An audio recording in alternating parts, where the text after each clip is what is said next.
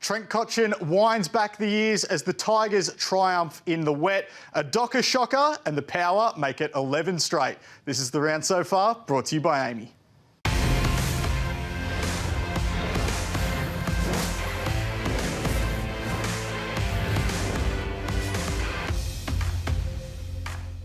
This is the round so far, brought to you by AAMI. I'm Riley Beveridge. That is Kane Cornes. Kane, short round this week. We'll start at the MCG. It was wet, it was wild, but Richmond hung on against the Saints. Yeah, they were tough, weren't they? They were too strong around the stoppages. They dominated from there. Here are the ceiling moments. Terrific goal there from Tim Taranto, who was really good again, had a stack of the footy with 38 in that goal.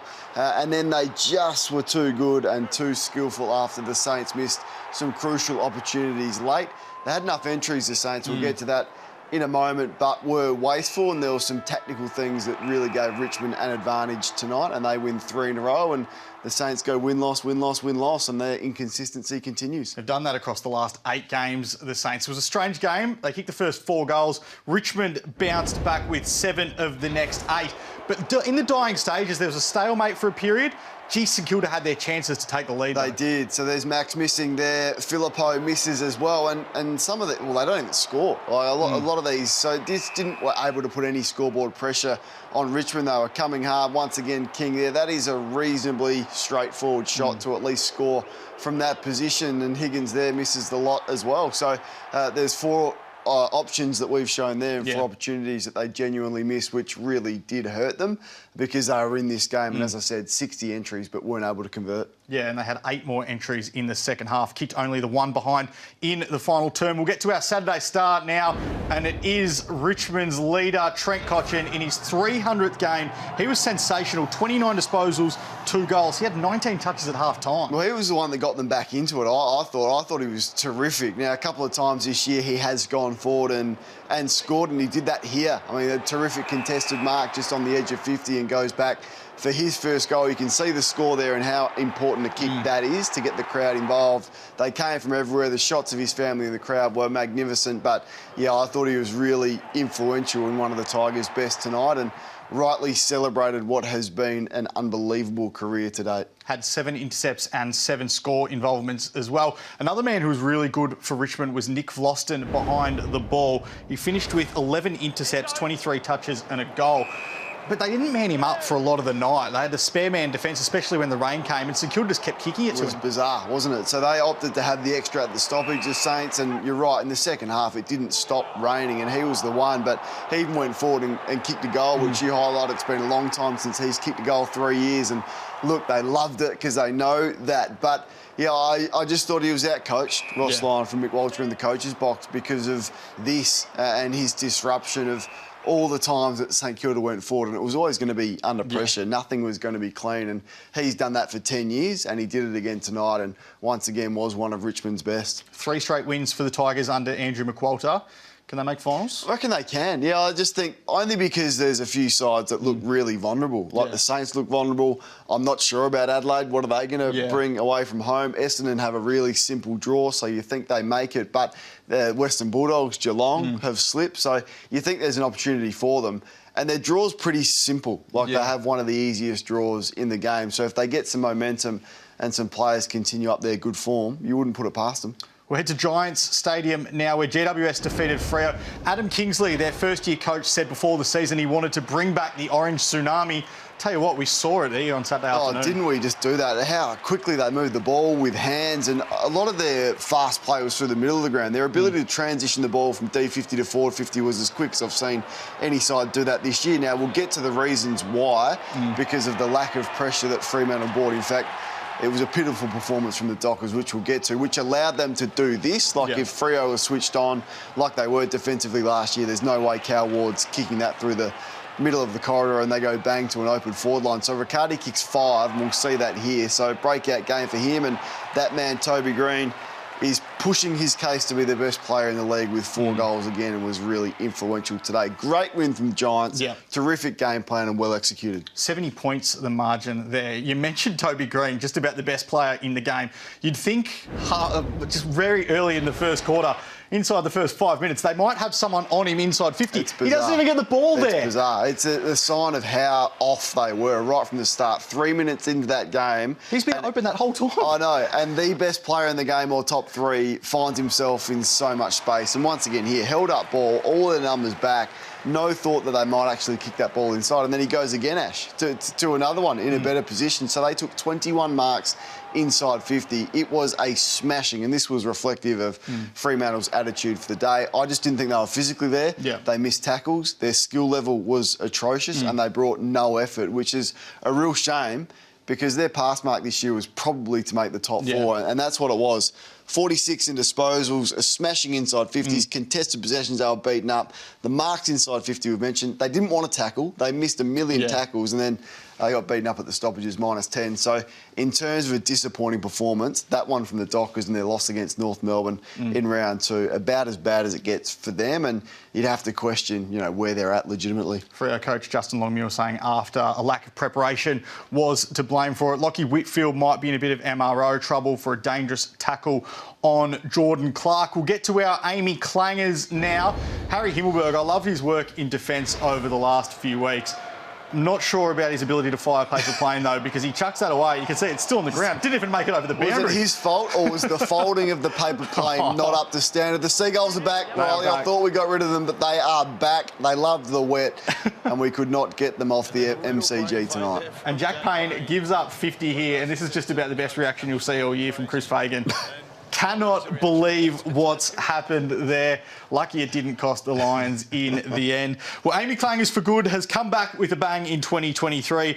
AAMI is donating $10 to community footy for every clanger recorded over selected rounds, with 8 lucky local clubs across the season taking home up to $15,000 each. To put your club in the running, head to afl.com.au/clangers for good and tell us what the clanger donation would mean for your local club and footy community.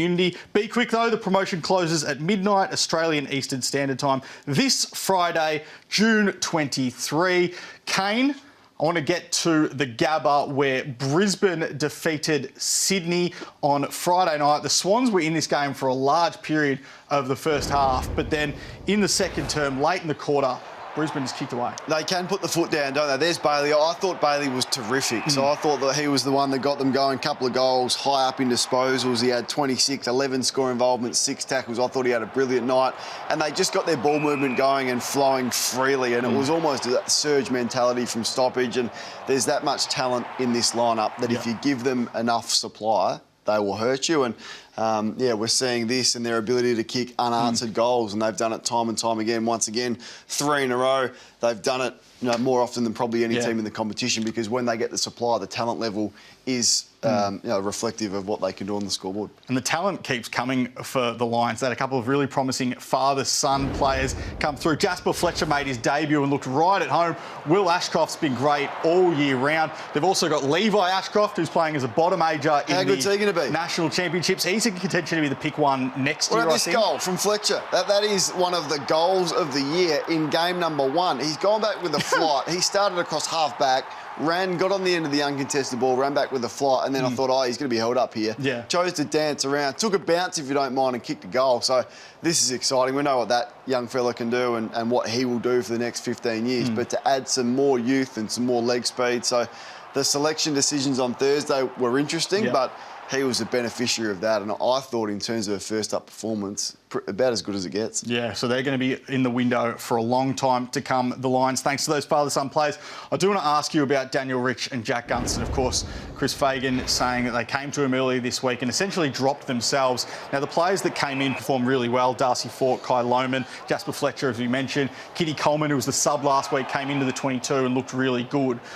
Firstly, Have you ever heard about this throughout your entire time in the AFL industry, someone essentially dropping themselves and two players doing that? And secondly, do they get back into this team anytime soon? Firstly, no, I haven't. It was a bit of a bizarre one, and it says to me probably that Chris Fagan struggles to make a really hard call, because I think it was obvious that their form, we spoke about it on this program last week, was really off. Does Rich get back in? Probably not. I don't think, not unless there's some significant injuries. Coleman's the one. He's got the leg speed and the ball use, and we saw that, didn't we, on Thursday night. Gunston, I think, does get back in. I think he's really important to that forward structure, and they will need him in September. So they've got to get him fit, back into some good touch, and I think he can still come in and make an impact. Of course, Jared Berry's report, match day report, thrown out. They said he had a duty of care and he provided that to Will Hayward, but Sam Wicks gets a 2-match ban for striking. We head to the Adelaide Oval on Thursday night now, where Port Adelaide made it 11 straight victories. They beat the reigning premier, and they turned it on in the third term. They did. They went bang, bang to 7 in a row. And it was that man, Powell Pepper, who got them going. I mean, he's a bit of the barometer for them, isn't he? He's a great first quarter player. Was quite early, but got involved. And then it was like a tsunami out of the centre bounce. Geelong just couldn't stop them out of the centre bounce. The ball lived in their forward half, and it was as explosive football as you're going to see. I liked it because they were challenged. The Geelong kicked 6 goals to 2 in the first quarter, and you thought, oh, hang on, they've come with a plan to really shut Port Adelaide down. After quarter time, they really adjusted and they shut Geelong's ball movement down, and then they got a hold of them from stoppage, and they got a hold of them in the turnover game. So it was another game where Geelong conceded more than 100 points. They've done it 5 times in 13 matches now this season. Previous to this year, they've done it 5 times in their last 103 games. Yeah, so defensively, they're not on, are they? And he keeps referencing Chris Scott personnel. I think it's more than that. I think teams now have a method, and it started with Gold Coast earlier on in the year. When they intercept the ball, you get them on the outside and you get them with fast ball movement, and they look a little bit slow and sluggish. A lot of that is, yes, continuity with personnel, but a bit of that is effort, and a bit of that is method, and a bit of it is they can do it for a half, but were completely busted open in the second half, as we've seen. And out of the front of the stoppage was a real concern for them as well. So their season is on a knife's edge.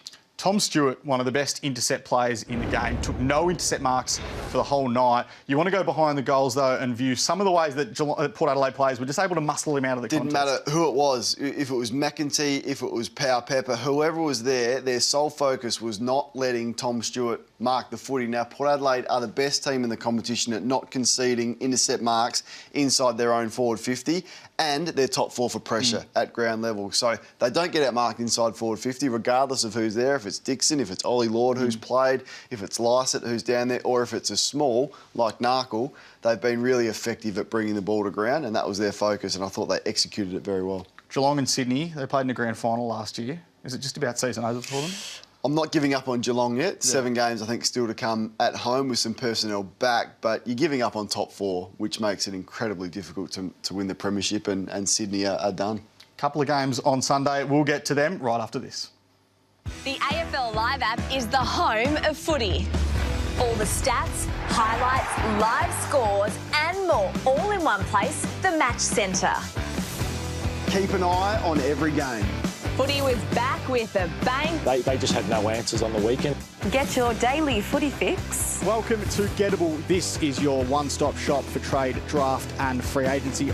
The AFL Live app is where you can watch your favourite shows. Wherever and whenever you want. The AFL Live app is everything you need to connect with our game.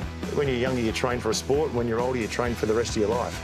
Download the AFL Live app now and never miss a moment. All right, Kane, let's head to the ladder now and have a look there. We have a new leader on top with Collingwood having the bye this week. Port Adelaide surges into the lead. Yeah, they do, and they're going to sit there for at least a little bit, but you think Collingwood are still the best team in the league, and Melbourne are coming, so look forward to what they can produce, and Brisbane at home are devastating, not so away, and then it gets a little bit vulnerable for the bottom half of the 8 because there's the teams there, including Richmond and Gold Coast, sweating on any losses that those teams above them have. So 4 teams that made finals last year currently not inside the top 8 as things stand. Have a look at Sunday's fixture now and the round ahead. It starts with Carlton hosting Gold Coast at the MCG. Then North Melbourne takes on the Western Bulldogs at Marvel Stadium. But we'll get to Kane's question now, and I want to ask you, Kane, who has more riding on Sunday's fixture, the Blues or the Suns? No, it's the Blues for me. 6 in a row they've lost. They just can't afford to keep the losses piling up against a team that at the start of the year you're going to go Gold Coast at the MCG. Tick, pencil that one in. But on form, you go Gold Coast with the way that they're playing, the connection that they're playing with. But Carlton need to pull something out, and it starts with their leaders. I want to see Cripps have a good game. Walsh has got a lead from the front. Wiedering's returned to some reasonable form. But it's got to be a desperate performance with their season and possibly a lot of futures on the line. Kane, I've loved your work today, but I've loved the work of our man behind the camera as well. Jace, big happy birthday to you, and we'll see you all next week. Happy birthday, Jace.